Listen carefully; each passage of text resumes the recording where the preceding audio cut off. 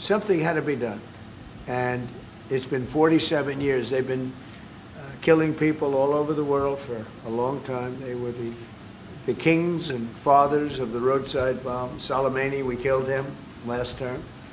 If we didn't, I think it might be a different story today. They would have been much stronger and smarter than they are. But they did the roadside bombs. 95% of the people lost their legs, arms, had their face wiped out, just wiped out. I've seen some young people that it's so sad to watch. And that was almost all, 95% comes from Iran and with Soleimani. Soleimani loved it, his favorite weapon. He loved the roadside bomb.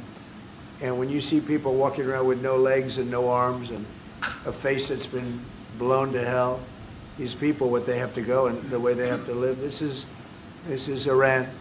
When you look at the barracks, the famous barracks, when you look at the hostages, when you look at a lot of hostages, when you look at all of the problems, they were really a purveyor of terror all over the world for many, many years. And it's something that had to be done, something. And I believe that if we didn't, because I see where Congress, you know, if I didn't do this, guys like Schumer, who are losers, the Democrats, they're losers. That's why they're not here.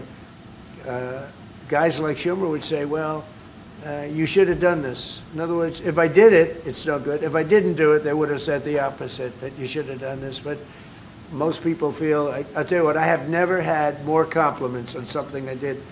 People felt it's something that had to be done. So if we have a little high oil prices for a little while, but as soon as this ends, those prices are going to drop, I believe, lower than even before.